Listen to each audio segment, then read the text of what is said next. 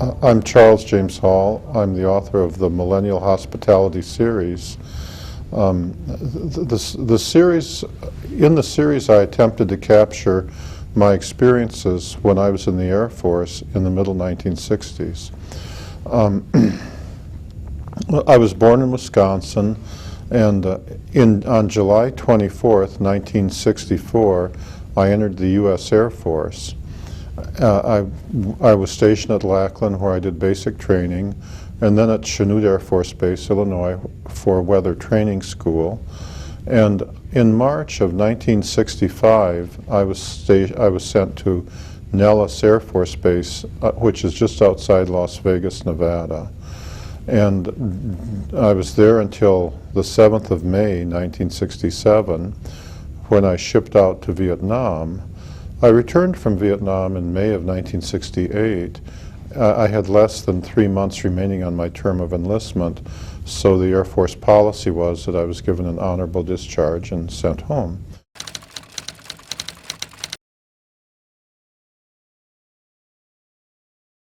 While I was at Nellis Air Force Base from 65 until 67, I spent more than 2 of those years out on the Nellis gunnery ranges as the range weather observer.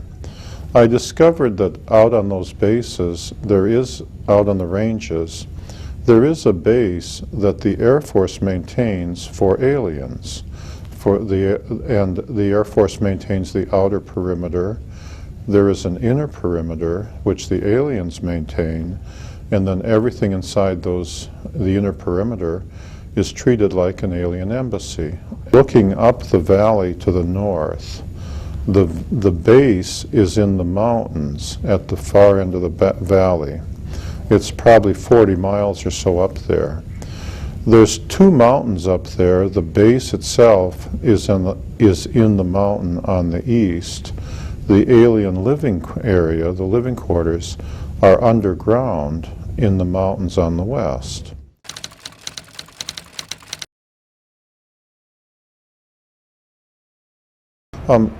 After I got out of the service in May of '68, I met my wife and married her in May of '69, my wife Marie, and we went to school in California. I have a master's degree in nuclear physics, a bachelor's degree in thermal physics, and over the years I also received a master's in business administration from Nova Southeastern University at Fort Lauderdale. During the 80s, when computers finally were good enough so that there were word processors, then I began writing my memoirs for my children and grandchildren. And those memoirs became the Millennial Hospitality series. I found that I wanted to convey to people, especially my children and my grandchildren, how it felt to be the weather observer and to have the aliens come down to where I was and to have to interact with them.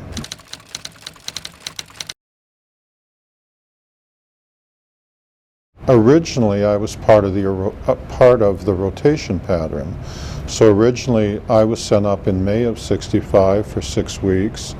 The person who replaced me was compromised, and then I was sent to replace him.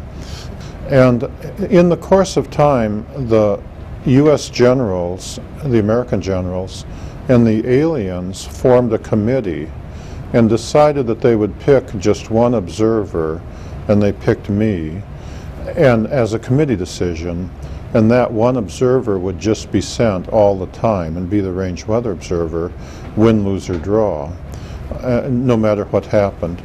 And so therefore, in late '65 and early '66, after the selection process, I was given top secret orders. The orders were that I could go anywhere I wanted out in dreamland. The alien base is actually in Area 54, and the housing area is called Area 53. And dreamland actually, at least at that time, and I presume the same is true today, was Area 53, Area 54, and parts of the Desert Southwest Game Range. When you're physically at Indian Springs and you're looking up the valley, Dreamland includes the mountains on the eastern side of the valley. My orders allowed me to go anywhere I wanted out in Dreamland, day or night, and but I had to do so alone. If I took anyone else out with me, I wouldn't be in any trouble, but the person who was with me might be shot. They would be in serious trouble.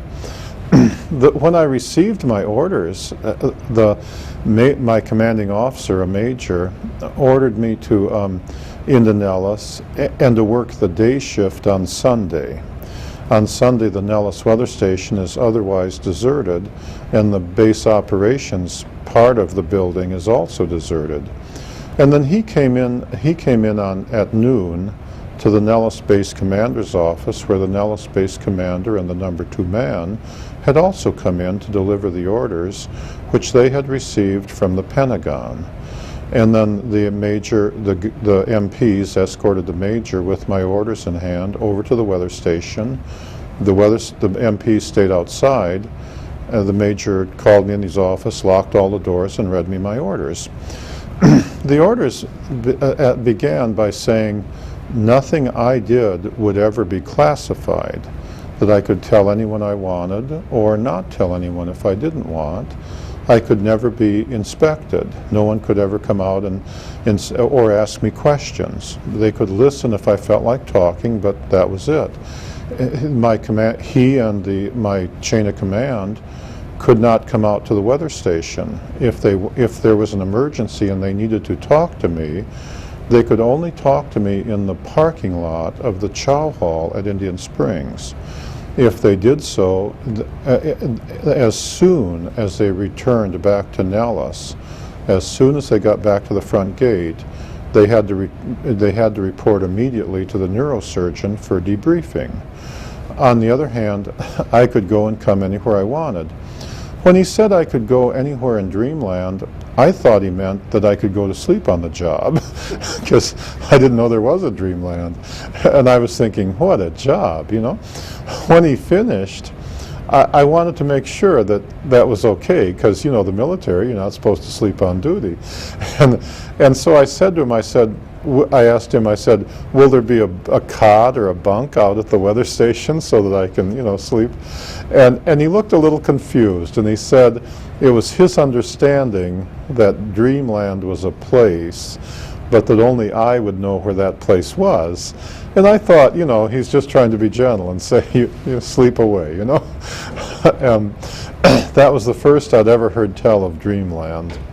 In the course of the 2+ years that I spent out on the ranges, the aliens, who are tall and white and have family groups with women and children, would frequently come down to where I was. As the weather observer, my duties were to go out to the ranges Monday through Friday, every day, to take the morning run.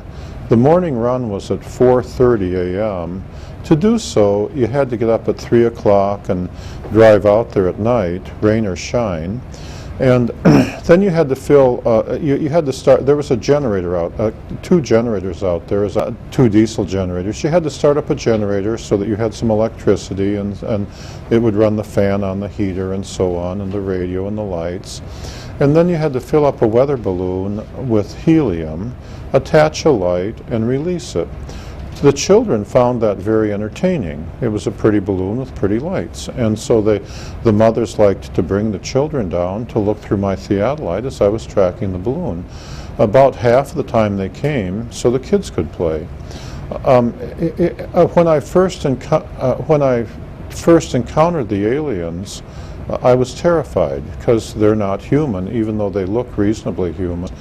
It probably took me more than 6 months to get over the terror that I felt when they came, even though they had not come to harm me.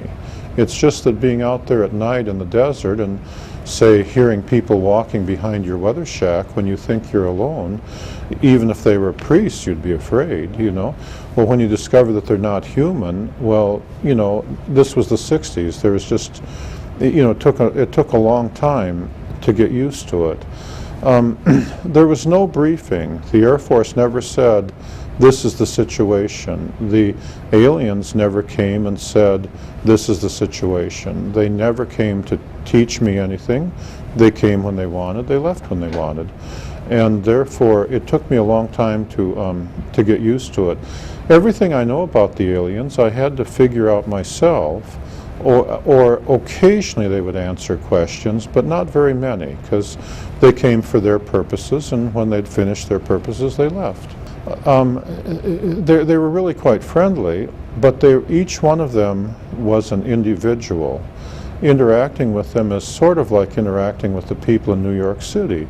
There are saints and there are sinners. You know, there are people of all different walks of life and all different viewpoints.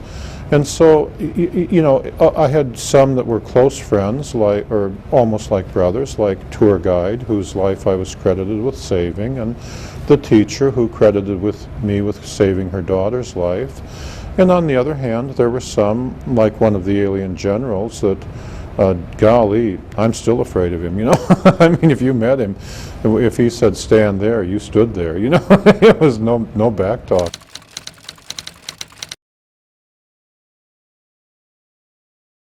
The alien doctor, who was the doctor that did the medical work on the tour guide, their CIA names, he was just a nice guy, you know. He was the kind of guy that might come up and hug you if you let him. I never did. It freaked me out.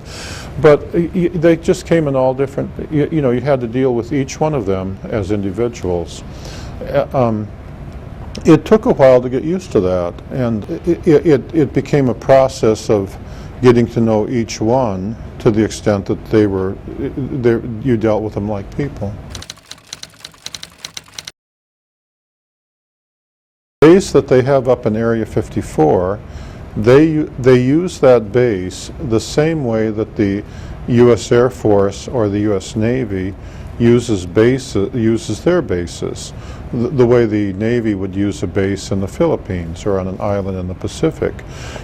At the base, at the alien base, the tall white deep spacecraft arrive and leave on schedule. And they arrive typically at sundown on the night of the full moon. Because they're gravity powered. They are typically at the base for 2 weeks, and then they leave at midnight on the night of the new moon, because they're gravity powered, presuming everything is going well. During those 2 weeks, the spacecraft is refueled and repaired, and the people on board get off and stretch their legs. So at the base, there's a more or less permanent contingent of tall whites who are experienced in dealing with humans and typically who know English. And on the other hand, every 2 weeks, every time a deep spacecraft arrives, there's a contingent of new arrivals, many of whom have never seen humans before. And while the spacecraft is being repaired and refurbished, then the experienced troops, the experienced tall whites, typically take those new arrivals who are brave enough, take them out and show them the town. You take them out and show them what humans are like. And of course, me running my weather station, I'm the test human, you know. And so it was common every time there was a new moon for, after the new arrivals had rested up, for an experienced guard to bring around a group of new arrivals. The number of new arrivals could be anywhere from 2 or 3 to 20, depending on how many were brave enough to come watch Gorilla Charlie in the sagebrush. And so while the spacecraft is being repaired. They also had a technology exchange program with the U.S. Air Force, in which those technologies which they were willing to share with the Air Force, they would work on joint projects with the U.S. Air Force. They were only willing to share technology to the extent that it benefited them. For example, when the spacecraft was in port, they might need spare parts. Those spare parts might include radio equipment. Well, it was easier for them if they could just call up the U.S. Air Force and say, could we buy a new radio? You see? So it was and on the other hand, the Air Force and the Army can always use better radios, you see? And so it was common for them, so one area where they were obviously doing technology transfer was in the area of radio communications, so that we could build radios that they could use, and in return we knew how to build better radios. Some technologies, like the secret to how they traveled faster than light, they were not willing to share. The idea of us having our own spacecraft traveling faster than the speed of light with nuclear weapons on board heading for their home planet, they didn't see where that was in their interest. And so when I say they were doing technology transfer with the Air Force, that was a negotiation where both sides mutually agreed that it was in their interest to do so. The tall whites live probably 10 times longer than we do. They live almost 700 years. And their spacecraft clearly travel faster than the speed of light.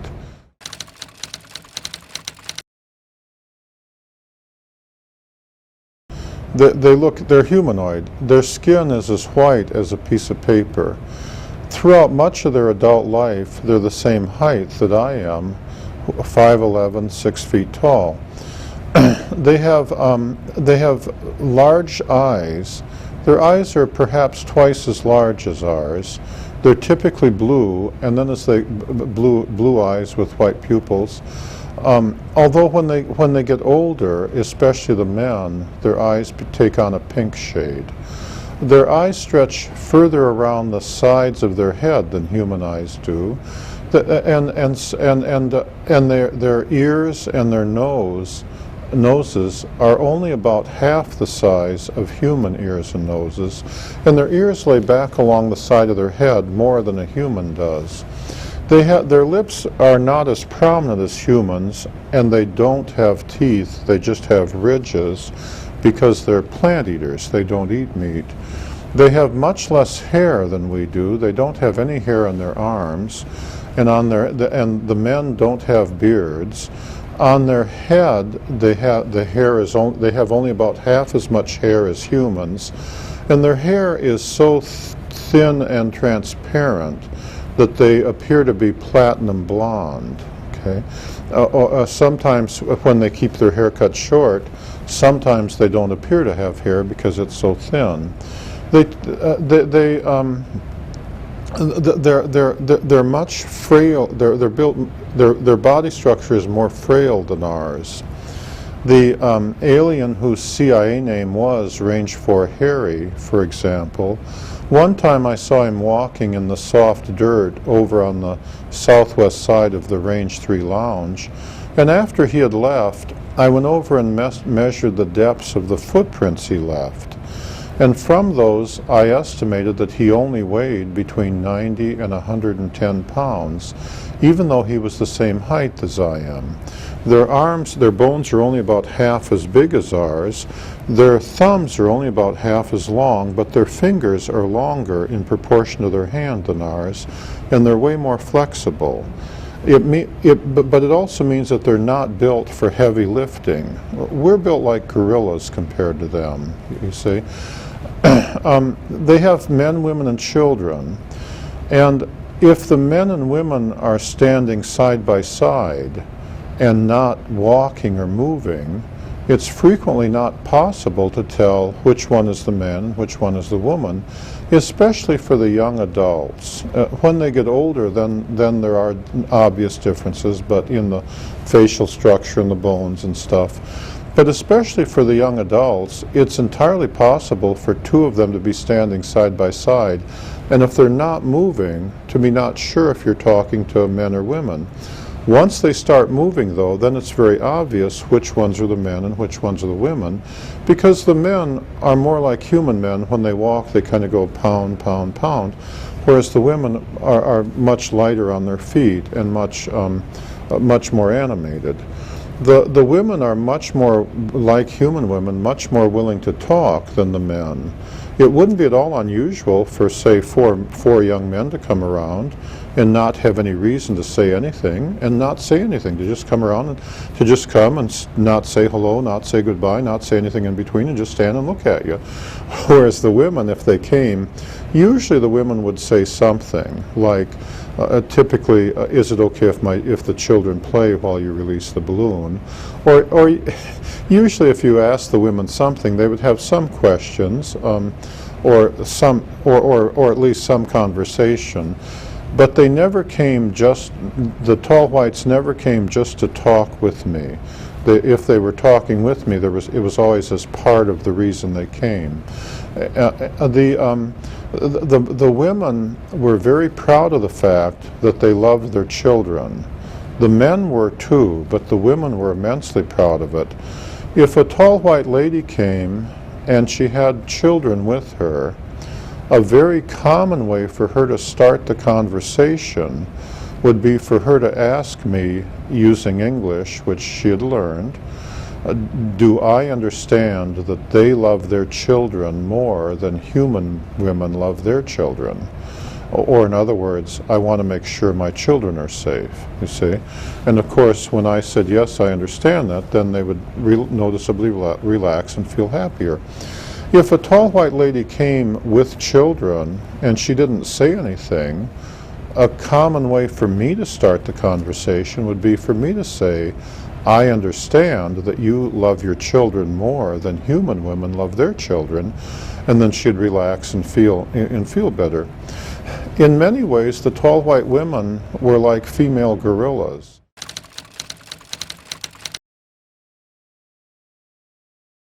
Could consider the children to be untouchable, okay? If you touch the children, the mother might kill you, no matter how pleasant she seemed, no matter how close the child came. So, for example, and I speak from direct experience, if I was standing by my theodolite and the child wanted to look through the theodolite and the child was right there, then there's no way in the world that it would be suicide for me to reach over and touch the child. That will upset the mother. And for example, on one evening, this tall white lady came who I had seen a few times before, but she wasn't a regular, and she brought 3 children with her. And she was somewhat older than the typical young adult, and therefore somewhat taller. She was 6'1", 6'2", and following the usual so-called protocol, she had come down the bunker road with her 3 children in an obvious manner to let me get used to the idea that she was coming with her kids. And then when she got to the end of the bunker road where the range boards were, she began approaching me directly. I was halfway across the square. And as she got closer, perhaps 20 feet, 15 feet, even though I'd gotten over my fear of the tall whites, because you had to treat each one as an individual, I found it a little intimidating that she was coming that close. And so I backed away from my theodolite towards the generator shack. And she said, is it okay if the children look in my weather shack while I took my report? And I said yes, and so I backed away to the generator shack and stood with my back to the wall of the generator shack and left her standing just to the northeast of my theodolite and, said, take all the time you want. And so then the 3 children went into my weather shack, like kids do, and they didn't touch anything or move anything, but they were just looking around out of curiosity. And at the time, as she stood there, she was looking at her children who were in the shack. Now, I'm not sure they were all her children. Usually, when the tall white lady came with 3 children, the typical contingent, 1 would be hers and 2 would be the children of someone else. Typically, she'd be babysitting 2 kids and bringing 1 of her own. And so she was watching the children. I became concerned because I had a can of Coca-Cola, which was in a metal can, sitting on one of the shelves. Now, the tall whites wore suits when they came at night that put out a zone of fluorescent light and radioactive particles. The suits protected them from things, like if you threw a rock at them, the rock wouldn't hit them, it would get to that zone and fall to the ground. It also allowed them to levitate, especially the children, but they had to balance themselves when they did so. So the children might use the suits to levitate. The adults usually didn't levitate very much, 9 inches or so, but it worked like an elevator, as I'll describe later. And I became concerned that since the children had their suits on, usually the kids turned off the power to their suits when they went in my shack, and I became afraid that they would get next to that can of Coca-Cola and might be in some danger, in which case I might be blamed, you know. It would have been, it would have been suicide for me to go over to my weather shack and speak to the children. You know, the mother might well have killed me if I'd done that. There's no way in the world you could go over there and say, children, don't do this, children, don't do that. You're just taking your life in your hands to try that. You have to talk to the mother, you know, and that's how the tall whites are. And on the other hand, she wasn't looking at me at the time. And so what I did is I took 2 steps forward and stopped and stood there with my hands at my side and my feet, you know, not moving, and waited for her to see me. And of course, when I took 2 steps forward and stopped, then she looked over where I was immediately. And then when I had her attention, I said, I'm worried about the safety of the children. I have a can of of Coca-Cola there in that can, and I'm worried that the children might be in some danger if they get too close to it. And the mother said, I'll handle it. And then the mother obviously communicated with the children, and the children were very well behaved, and they stayed away from my can of soda pop.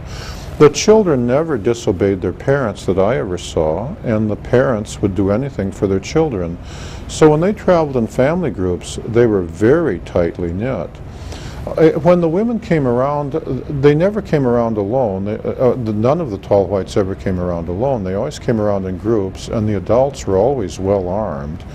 But it was common for the women to be very proud of their family relationships. The men were too, but it was just more common for the women to describe it. So it was very common, say, like if a group of them came around, for the lady to say things like, the guard on the tower is my mother's brother's son, and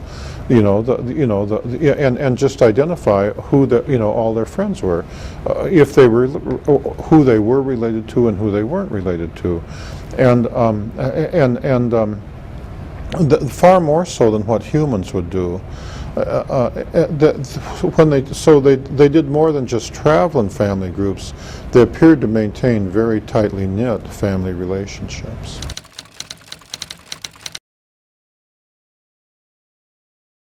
The tall whites live approximately 10 times longer than humans live. And they don't age the way we do. When they get throughout most of their adult life, as I said, they're about our height, 5'10", 5'11", 6 feet. But then when they get equivalent in age to a human who's perhaps 39 or 40 years old, and for them that's perhaps 400 years old, then they start growing again. Instead of aging the way we do.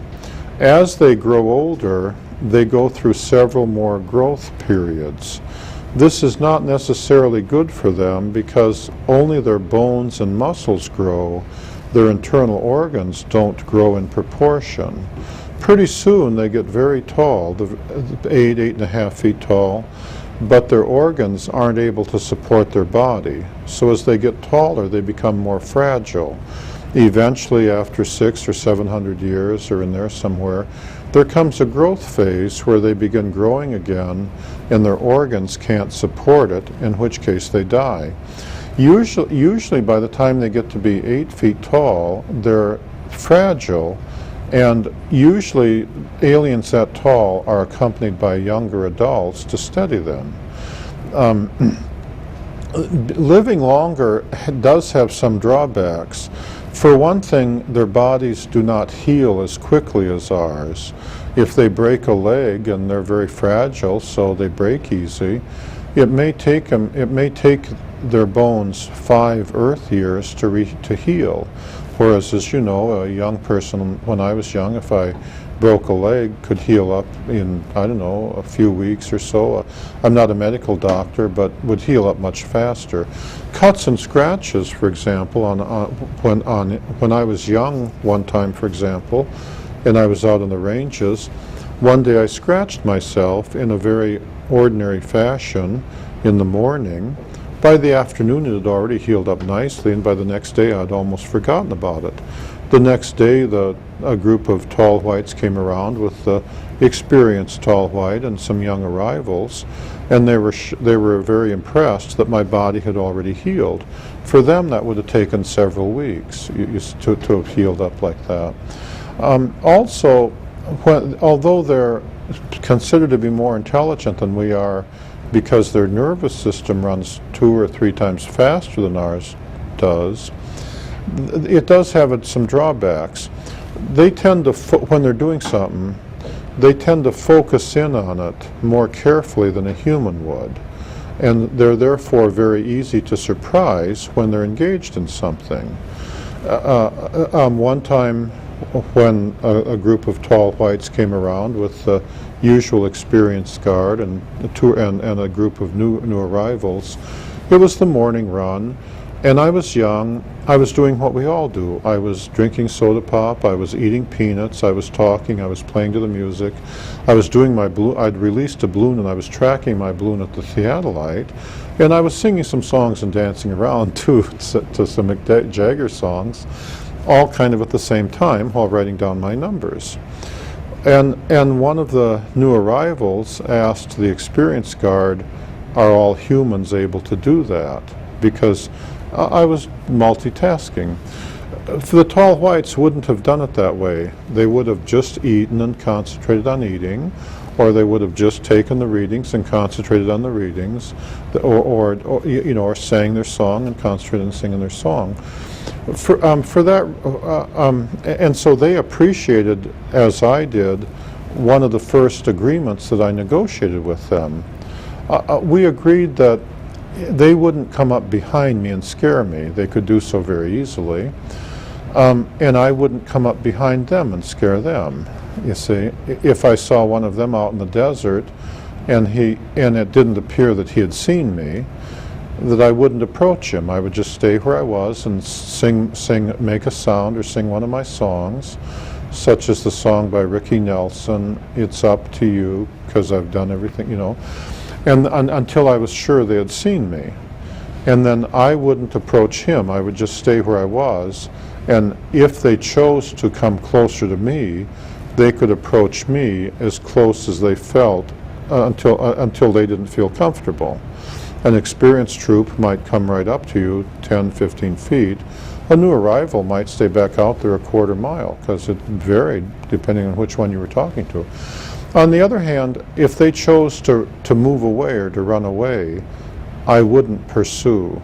Okay, I would stay where I was, and they could, they could leave, and they could come whenever they wanted and leave whenever they wanted. The reverse was true. If they were approaching me, and they got too close so that I felt uncomfortable, as in the case of the tall white lady at the theodolite stand, I would back away and they would stay where they were until I had backed away to where I felt comfortable. So that before we began talking, we would first come to a distance where we both felt comfortable, you see. I've always felt that was, and then if I got too uncomfortable, if I felt like going away, they wouldn't pursue. And I felt that was very important in being able to deal with the tall whites, because it allowed both me and the tall white individual, whichever one I was dealing with, to come to a common distance where we were willing to talk to each other. For some, like the teacher or Range 4 Harry, that might be as little as 10 feet. For others, like that tall white general, well, I didn't want him closer than a quarter mile, yeah, and that was a real important, that was one important agreement that we agreed on. And if I were to see one today out in the desert or out in Indian Springs Valley or out in the town of Indian Springs or whatever, I would still be living by that agreement.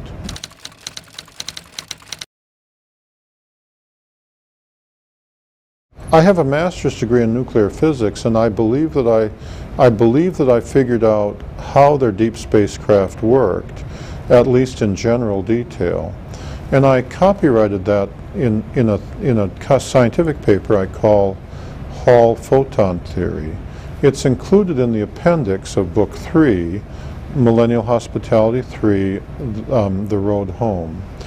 I believe their scoutcraft and their deep spacecraft had a double hull construction.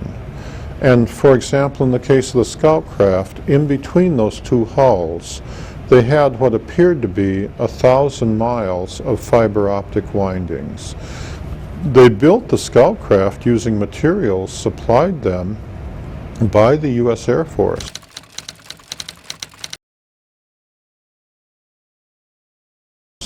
The scoutcraft were clearly built here on this Earth.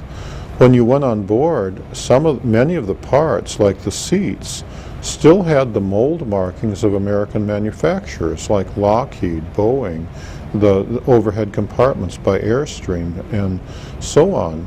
And so therefore, it had to be perfectly possible to build a scoutcraft with its anti-gravity drive using ordinary American parts. The scoutcraft had the fiber optics windings came in several sets, and the way it worked is it worked in a manner philosophically the same as an electromagnet. It's just that they did not, in an electromagnet you use electrons on going down copper wires and coils. Instead, instead of electrons, they used some other subatomic particle. I'm not sure which one. It's my understanding that there are 3 different ones, or maybe 5 different ones, perhaps mesons or bosons or those subatomic particles, and then that put out anti-gravity. The particle generators looked like batteries, where there was one that would create the particles and accelerate them into the fiber optics, and then the fiber optics amplified the anti-gravity field the same way that an electromagnet amplifies the electric field or the magnetic field. And then there was another one that picked up the particles. Of course, they had to be refueled after, they had to be recharged just the way a battery has to be recharged. The same technology was used on their suits, the ones that allowed them to levitate. And if they were running the suit at full power and they came out from their rest area at 11:30 at night, then by 5:30 in the morning the suit was almost out of power, so that the batteries they had on their suits would only last 6 hours or so. The batteries on the deep spacecraft obviously also had a limit to how long, had to be recharged periodically, although I'm not sure how long that limit was, but it perhaps depended on the craft. The deep spacecraft would arrive and leave on schedule, and the shortest schedule was 2.5 months. The longest schedule that I saw was 5 years. So they had to be able to carry fuel to recharge the batteries for that long, or their technology had to allow the batteries to be recharged for that long. But they did have to be recharged. You did have to periodically stop and put in a new power source. The outer set of coils served to streamline the craft for travel within space itself. And when the outer set of coils were powered up, it also protected them from the forces of acceleration and deceleration. As I described in Book 2, it was common to see the scoutcraft, if it were sitting out in the desert some distance, and perhaps say 3 miles, when it was sitting there unpowered, it would just look like a white ellipsoid with windows and the way you'd expect. When they powered up the outer set of coils, it would take on a fuzzy appearance. The outer field obviously protected them from radiation in space as well. Then when they lifted up off the desert, if they had the outer coils energized, They were capable of tremendous performance. Could see that it was common to see the scout craft accelerate from 0 to 8,000 miles an hour, travel just a short distance, like 7 miles or 10 miles, stop and set down again, and then turn off the coils. The people on board didn't belt themselves in, they just sat in chairs the way we do, because they didn't feel the force of acceleration. If they did not have the coils powered up, however, if they were bringing the scout craft in real close, like if they were going to park it beside the Range 3 lounge, they would turn off the outer set of coils while they were still some distance away, because the field coming off that outer set of coils extended a great distance from the craft. Of course, before they turned off the coils, they would first slow to maybe 3 or 5 miles an hour, and then once they turned off the coils, then they drove it like a baby buggy, okay? Then they just came in real slow and landed like at 2 or 3 miles an hour. And when they took off, if they hadn't charged up the coils, then they would be traveling just 2 or 3 miles an hour. They'd be traveling like a baby buggy. And they wouldn't, but it wasn't until they'd powered up that other set of coils that they would start doing high-speed performance. Powering up the coils took a little while, just like turning on an electromagnet. It was common for it to take as long as 10 seconds for the coils to power up. Because the particles that are running through the fiber optics are subatomic particles that do decay, the coils would heat up if you ran at full power for too long. And the tall whites were always very conscious of the temperature of the coils. And therefore, it was very common to see them when they sat down on the desert, on occasion, especially on hot days, to get out and open up the panels on the outside of the deep space, on the outside of the scout craft, obviously just letting the coils cool off. It doesn't mean the coils were necessarily too hot, but they liked the coils running cold, and they were always very conscious of the coil temperature. On that day, that scout craft suffered a meltdown of the fiber optics. Now that, as I remember, was a Wednesday, and they worked on that craft from Wednesday, 24 hours a day, till the following Monday morning, just getting enough coils repaired so that they could lift off and take it back to the base. And in order to take it back to the base, they had to bring out 2 extra scout craft. In the meantime, they brought out several others with mechanics and stuff. And they had to nurse it back to base by running 2 extra scout craft on each side, just to get it back to base where they could fiddle with the coils. Recovering from a coil meltdown was obviously a big problem for them. I never saw any humans working on the coils. The tall whites were I never saw any Air Force personnel or anybody out there with them.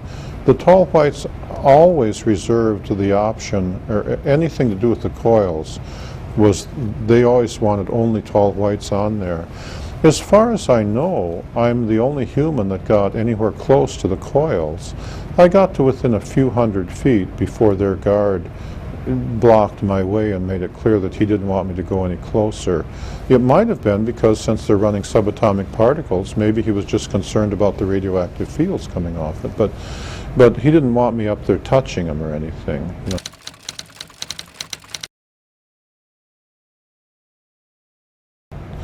I've been on board the scout craft, but not on board the deep spacecraft.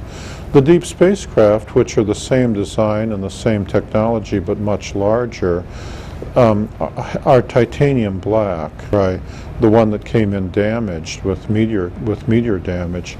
That is I got closer to that one than any of the other deep spacecraft. That one I got within a few hundred feet of, as it came by me in the snowstorm, and so I did see a great deal about the deep spacecraft.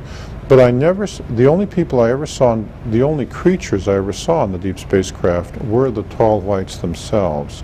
On the scout craft, however, it was common to see American U.S. Air Force generals on the scout craft along with their tall white counterparts. That was very common, and I myself was on the scout craft. However, they never came to just take me for a joyride. You know, they never came to say, oh, let me show you the sun and the moon and the stars. I don't know, maybe they would have if I'd asked them, but they knew that we had rank and that I was an enlisted man, the lowest of the low. You know, if there's a latrine to be cleaned, I'll be the one doing the work. And they were well aware that generals who show up with 4 stars were given the orders, and I was pretty much taking them. You know, so it's not like they, it's not like they ever came purely to entertain me with their scoutcraft. That occasion, when I was on board their scoutcraft, remember they had several new arrivals who were part of the technology transfer, and their motivation for taking me on board the scoutcraft on that particular day appeared to be that the new arrivals who were afraid of me had to practice coming up to Charlie and saying, "Hello, Charlie," and then and then once having gotten to within 10 feet of the gorilla, then they would back away and stay out there like 20 feet. They'd so bravely faced me down in the sagebrush, I guess. But I guess what they were thinking of, I believe what they were thinking of on that day is that they were going to suggest to the American generals additional technology exchange projects, and I think they were using me as the test guinea pig to take me on board the scoutcraft and show me their living quarter, show me what was on board the scoutcraft, and then they could test my reaction to what I thought was good and what I thought was, you know, what I was impressed with and what I wasn't with. And then I think they were saying, therefore, then when they went and talked to the American generals, they could say, we'll make this better for you and that not so good for you. Or, you know, we'll make this better for you, we can help you here.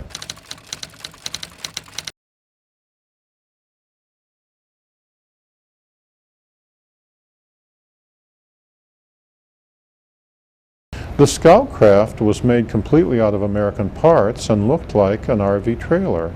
When you went on board, it was ellipsoidal, and the scoutcraft was white with windows on both sides.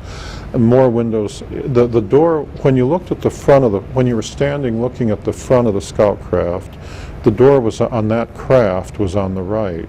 Since they were all made here, there was a number of different variations in the design, and the windows on that side extended further back than on the left side. There were no windows on the back, none on the top, none on the bottom, and only one door, the one on the right, which opened from the top, and much like a Learjet, or some Learjets. When you went on board, there was a bulkhead about a third of the way back. In front of the bulkhead on all the scoutcraft, the design was the same. There were 5 seats without seat belts that you just sat in. The tall whites are not built strong like we are, and so the idea of belting themselves in would damage their bodies. There was 2 seats for the pilot and the co-pilot, and then 3 other seats in the front. And they weren't very interested in showing me the cockpit area. They said there wasn't much about it that I would understand anyway. On the bulkhead, there was a set of panels. Nowadays, we consider it old hat, switches that don't move like you have on microwave ovens. But in the 60s, that was considered pretty avant-garde, even though I realized that the first motionless switch was actually copyrighted in more or less about 1929, but they weren't in common use. On each switch there were a set of icons. Now we consider that old hat too, because you buy your car and there's icons. But in the 60s that was considered pretty avant-garde. The icons were pretty ordinary. One controlled the outside lights and it looked like the sun. One controlled the inside lights. And so in terms of the icons, there wasn't, or the hieroglyphs on the switches, they weren't very different than, say, hieroglyphs on the Egyptian pyramids or the icons that you see on a modern-day automobile. Behind the bulkhead, there were at least 3 or 4 different designs depending on which model of the scoutcraft you were looking at. In the RV model, the one that on that day that I was on, what was behind the bulkhead was an ordinary RV. When you went in there and you were looking towards the back, on the right there was a microwave oven, only where the aliens had taken off the mechanical door and put on a different cover with coils around it. And then when they turned on the oven, they first turned on the coils, and the coils put out the standard field. and prevented the microwaves from going through that field into the room beyond. So it looked like a little cave where you'd turn it on and then turn it off, and you didn't have to fiddle with the door, you see. In the back was the latrine, just like in an RV. On the left, they had the seats where you would eat, but also they had hammocks where the children would sleep. And then they had the overhead compartments and a few storage things in the back, although not a great many of them. And then on the bulkhead in the front, they had a mirror and a makeup table where the teacher would put on her stuff. And it was all pretty ordinary. That was the RV model.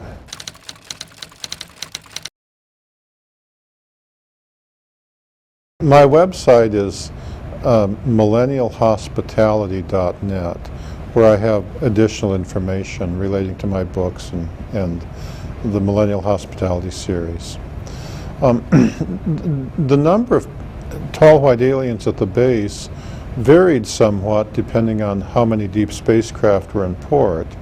However, as I describe in Book 3 in the chapter entitled The End of Innocence, on one night I saw between 200 and 300 different tall white individuals. There were so many I couldn't count them. Lined up along the mountains to the east up along where the ammunition bunker was. On the night that the tall white lady known as Pamela was supposed to finish her final exam to be head of the technology transfer team to go into Livermore. On that night, as I describe in my book, she panicked and failed. But in amongst those 200 or 300 tall whites, and that's just an estimate because I couldn't. It was a crowd of people, and I couldn't count them all. There were also American Air Force personnel. Nobody below the rank of colonel. There was like a 4-star general, a 3-star general. There were several of them. There were also several American government people in civilian clothing over there. The tall white individuals that they were talking to appeared to come from all walks of life. Some of the tall whites were clearly the tall white equivalent of generals. Others were clearly the equivalent of tall white civilian government people. But there were an awful lot of tall whites who weren't obviously part of the military, but were just women and children. At one point, for example, the tall white lady whose CIA name was the teacher was standing out in front of the line with a group of children around her and was pointing out the position of the balloon that I had released and where it was in the sky for them to all watch the balloon floating. And so the tall whites had a social structure, a division of labor, very similar to our own. And so some were military people, some were medical people, and they had personalities accordingly. On that night, I counted between 35 and 50, perhaps as many as 75 scoutcraft that had parked in the part of the desert that I had dubbed the parking area. There were so many I lost count of the number of, I couldn't count them all. But I estimated that somewhere between 35 and 50 was a reasonable count, but there may have been 75.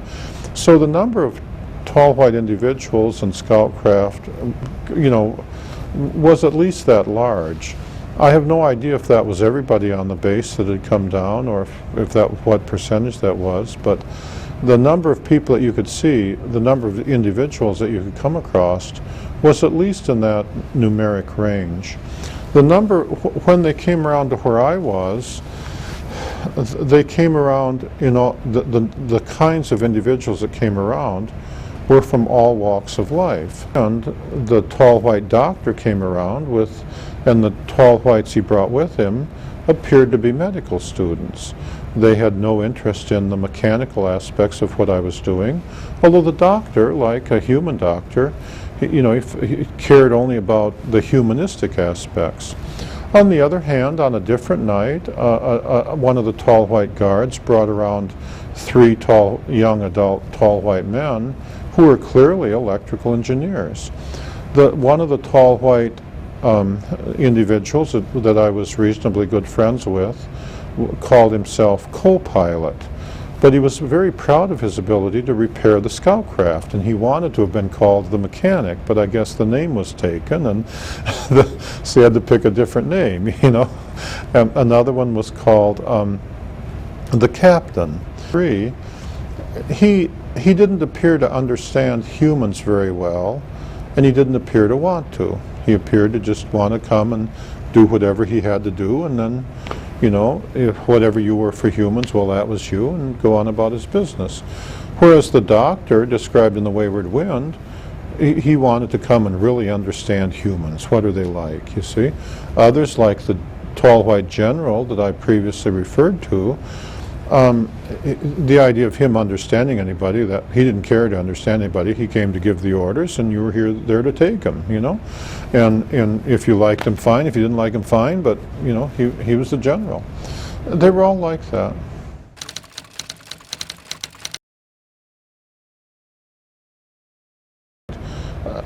The teacher was there and with the guards, and the children were playing on the steps of the control tower.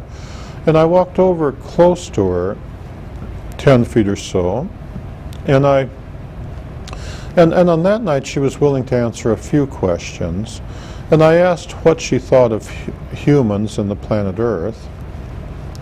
I asked her how it compared with other inhabited planets that they had seen, and she said that they considered the Earth to be a cold, desolate wilderness.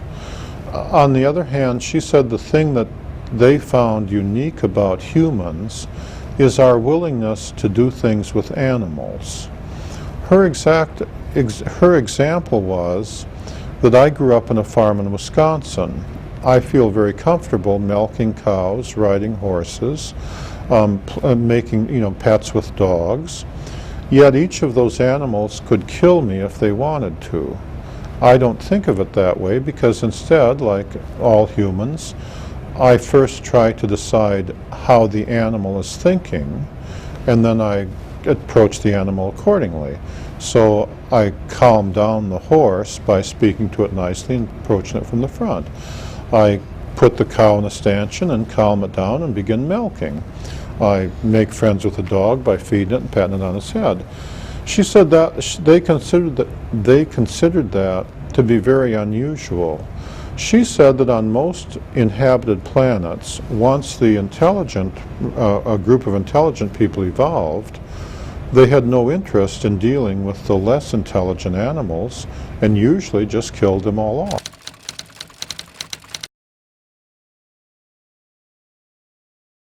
You know, they had no intent. That she pointed out that I felt comfortable with pets of cows, making pets of dogs, making pets of, you know, she referred to the time a few days earlier that I'd been down playing with some of the dogs that really weren't my dogs, but from people that lived in the housing area, feeding them and teach them to roll over and sit up. She said usually the intelligent people just, you know, don't care what the dog thinks, just shoots them, you know. And they found humans to be very unusual in that regard. And the way she described it is because we were willing, even though we were intelligent, we were willing to try to think like less intelligent animals. Okay.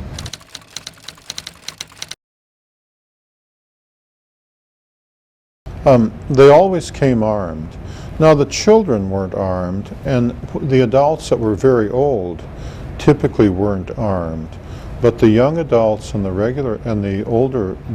adults that weren't too fragile, they always came armed. Their weapons typically appeared to be look like white pencils with a certain squarish cross section. The young adults typically carried weapons that were perhaps 6 inches long. The older adults typically carried weapons that were longer, presumably with greater power. The weapon worked like a microwave laser. The weapon could be adjusted for frequencies appropriate for different elements. If they adjusted it for the frequency of sodium, for example, in the human nerves there are sodium atoms and calcium atoms. And if they adjusted it for sodium and fired it at you, it would make it seem like you were getting an electric shock. Like, you know, depending on the power of the weapon, it'd feel like you just touched a high voltage wire of 100,000 volts, and was extremely painful. If they set it high enough, they could kill you by just going zappo and you'd be electrocuted.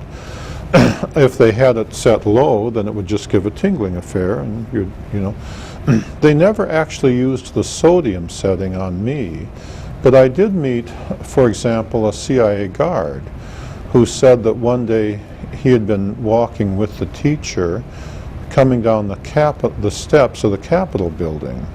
And because their bone structure is slightly different than ours, he wasn't familiar with the way they look when they're walking down steps. And he said they were partway down, and it looked to him like the teacher was going to fall. And so without thinking, he reached out and grabbed her by the elbow to steady her. And he said she almost killed him. She jerked the weapon, set it to the sodium setting, and had him down on his knees saying, "You think we're fools? You think we're idiots? You think I'd come here if I couldn't take care of myself?" And she said, it was all he could do to breathe when she used that weapon on him, and he was absolutely terrified of her. She put him through 5 or 10 minutes of who's giving the orders and who's taking them, and it was nothing but yes ma'am, no ma'am, and they never did that to me. Although in addition to the guard, I met a number of guys they had done that to. If they moved it to the calcium setting, then it was like putting you to sleep or calming you down. So like if you were standing there and they did it to you, you might not be able to move your feet, but you wouldn't actually feel terrified. They didn't use the calcium setting very often.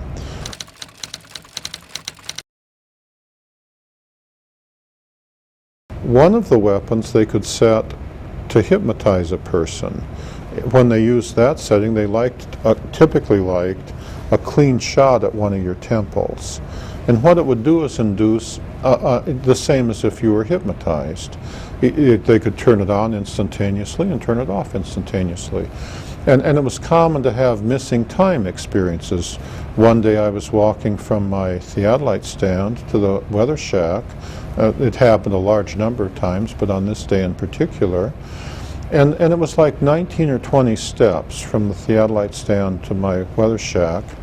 And I could clearly remember taking step 12. And I could clearly remember finishing step 14. But in between those two steps, almost 20 minutes went by. It used to annoy me greatly until I'd finally gotten to where I could break through that hypnotism by relaxing and letting your mind wander. And what had happened was, it was one of the early days in '65. Range 4 Harry had brought some new arrivals around, and he had stepped out from the alleyway between my weather shack and the supply shed and had a clean shot at my right temple and hypnotized me as I was taking step 13. And then while I stood there, he'd brought out the new arrivals and said, "This is Charlie. See, he's got teeth. Open your mouth, Charlie," just like you do when you're hypnotized, and said he eats more times than we do, and giving him the tour. This is what a human is. And then when they all went back in, then he's took him about 20 minutes to go through his introducing them to a human routine, and released it, and then went on. Because of a number of episodes like that, I used to have a policy of writing the time down when I did things. So I used to have a policy of writing down the time, and before I started walking back to my weather shack, of writing down on my weather report, when I left the theodolite stand, and then writing down on my weather report when I got to my weather shack. And of course it should only be like a minute or two, you see, and just to see if they'd done that to me, and I didn't remember it because they could do it so quickly. I'll say one more thing about the weapons. They had another setting that I know about, the iodine setting. And if they hit you with the iodine setting, especially in the thyroid area, it would affect the iodine in your blood, and it would alter the chemistry of the blood so that your blood would seep through the arteries, and you'd bleed to death in like 2 minutes.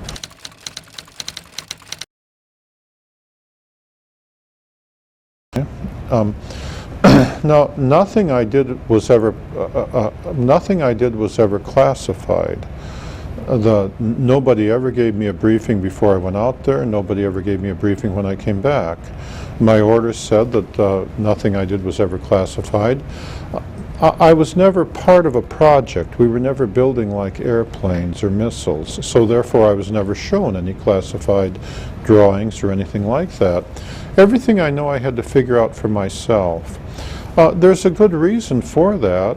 The aliens don't handle anger the way humans do. When they become angry, you know, they either go away or they kill you, or, you know, humans, you know, we get angry with each other and we fight and then we become good friends. The aliens, at least where humans are concerned, or at least my experience is, aren't like that. They're either pleasant or you're in trouble. If I didn't bring anything off the ranges, I didn't bring any photographs, any documents, any material. I came off only with my memories. There was nothing to debrief me on. The alien mothers, remember, are very proud of their ability to raise their children. If anything I did was classified, that would mean, for example, that after the teacher brought her daughter and her her daughter's playmates around to simply play, then I would have had to have been called in and be debriefed by CIA guards. That would have upset the teacher beyond limit. To have two ordinary human guards call me in and start asking questions. How does the teacher take care of her children? Do you think she's doing a good job? Do you think? I mean, and you wouldn't have had to tell her. The next time I went out there, using their communication equipment, she would have just said, she would have just figured it right out. Or the next time the generals showed up, she'd have just figured it right out. Well, remember the experience of that CIA guard on the steps of that he related to me on the steps of the Capitol building. The idea of upsetting the teacher, I mean, she was perfectly willing to just jerk the weapon and say, who's giving the orders? I thought we had an agreement, you know. The committee had agreed, which included the teacher, Range 4 Harry, some of the other tall whites, as well as the American generals. They had agreed that nothing I did would ever be classified, and the tall whites expect their agreements to be carried out, just like Philadelphia lawyers, to the letter. They go through a lot of trouble. They are very conscious of their agreements, and they keep them to the letter, and they expect the same from humans. 40 years isn't much time for the tall whites, since they live so much longer than we do. If anything I did was classified, they agreed that nothing I did would ever be classified. They meant that, period, you know, and they meant the American generals to keep that period, you know. And after all, I don't have any drawings or pictures. I didn't, you know, the log books that were out there, I left out there. And so there were, you know, usually classification refers to material things, you know, drawings, material, whatever.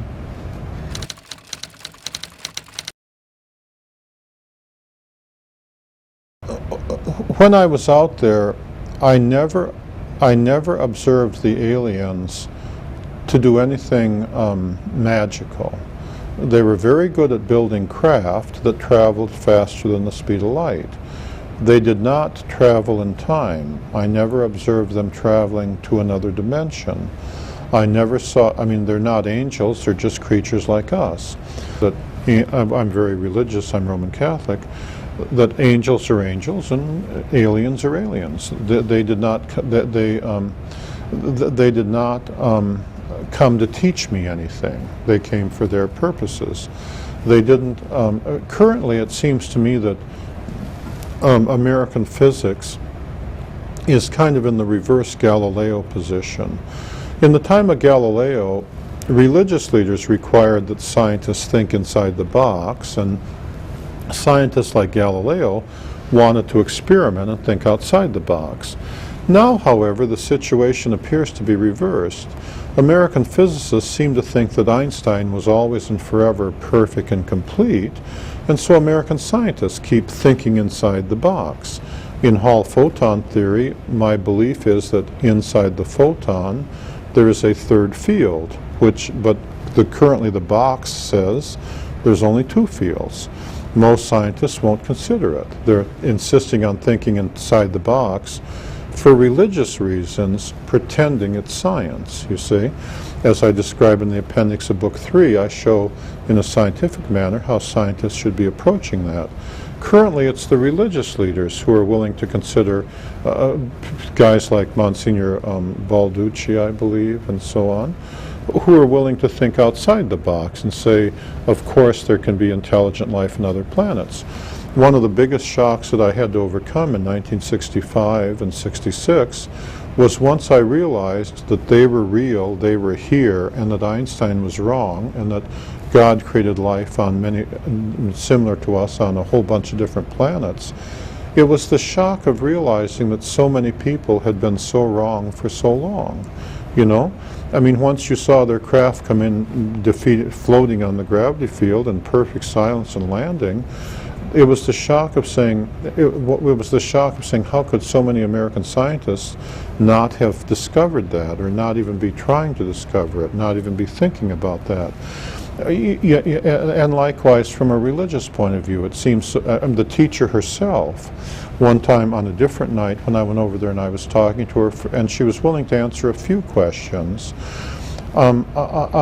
She was teasing me because they have a dry sense of humor, and they liked to outthink me, and they could do so very quickly or very easily. And she said, and I was saying, she was making a long story short. She was pointing up to the stars in the sky, and she said, "You can see all the stars in the sky. Surely you didn't think you were alone." And at the time, I had, you know. And then they were all laughing, you know. Surely you didn't think that whatever life was on the Earth wouldn't be repeated on the other stars, you know. And I had, and then they were all laughing. Boy, is he silly, you know. And it just seems so obvious to me when you go out at night and you look up at the stars of the sky, that however whatever God did to make life here on Earth, he must have done it again, because there are so many stars in the universe and it's so vast.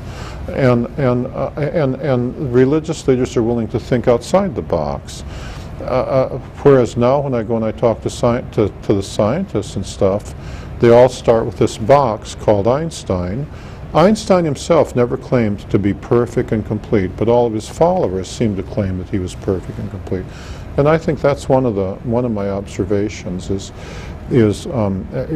that box they're in.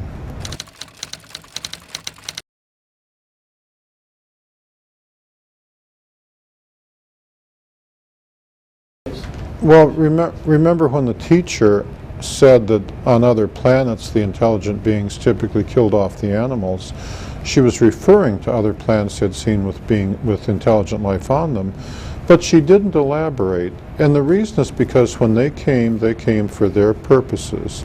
They didn't come to say, "Let me tell Charlie everything there is to know about the universe." They didn't care.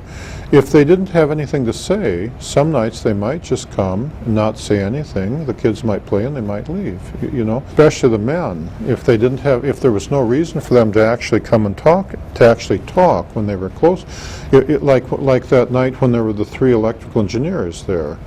They wanted to see me start up the electrical generator because that's the same kind of power source the U.S. Air Force had given them for use up on their hangar, because it was built by the Air Force.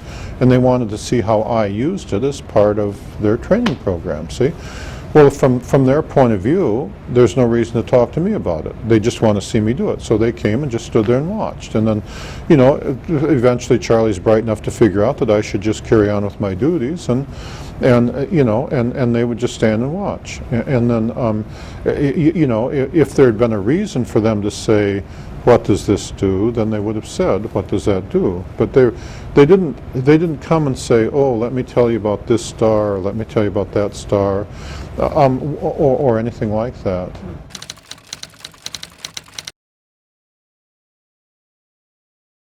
One of the things I had to do is put aside the baggage of Hollywood. We all know how Hollywood thinks things are supposed to go. According to Hollywood, when aliens come, there's supposed to be lights in the sky, and they're supposed to be pretty colored and move fast and have clever formations, and then they're supposed to land over there, and somebody's supposed to come out and do weird things. I really wasn't ready in the 60s for the idea that I would just walk around the corner of one of my weather shack and there would be a man standing there. The day I did at Range 1, and he wasn't human, and he was just standing there looking at me, and what he was doing is guarding the play area where the teacher and the children were playing. And you hadn't seen the craft, you hadn't seen the scoutcraft, you hadn't seen him come, you hadn't seen him leave. There was no reason for him to say anything, because there's no reason for you to know what he's doing there. He's just guarding the entrance to where the kids and the teacher are playing on that day. And if you feel like standing there and looking at him, well, that's fine with him. If you feel like running away, that's fine with him, because he's not human. He sees it differently. And it took me he's not human. He sees it differently. And it took me a while. It took me a very long time, several weeks, to get used to the idea that they are the way they are that way because they like themselves being that way, and that's different than the way Hollywood would have us think they were. And of course, one of the biggest shocks is they were so similar to us in so many ways. They love their children, they have a dry sense of humor, they love to tell jokes and laugh, and they get bored out of their gourd up in the base.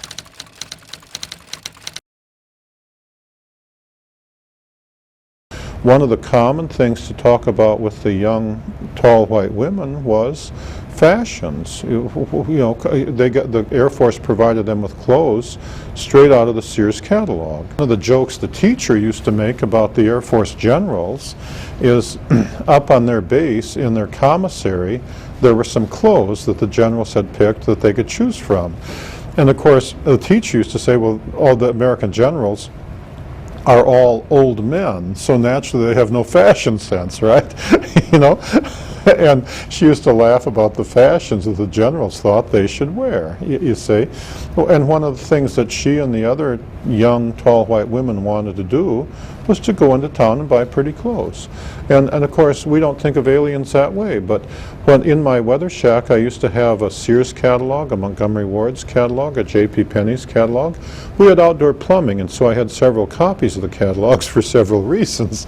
And one of the things that the young, tall white women used to like to do is to come through and look through my catalogs. And what they'd be looking at are women's clothes. Sometimes when you'd see them out in the desert, or especially on the morning, what they'd be wearing were clearly clothes straight out of the Sears catalog or the Montgomery Ward's catalog, and they were very, they were as proud of the new clothes as any Earth woman would be. And the teacher was very proud of her ability to dress up and look like a nurse, and it took me a long time to get over the baggage from Hollywood, because every time you look at a Hollywood movie, aliens are supposed to be weird and different, Yeah, and I really, it took me, it was such a shock to have like the teacher walk in with, wearing a new dress that she had bought from Sears and proudly show it off and say, "What do you think of my dress?"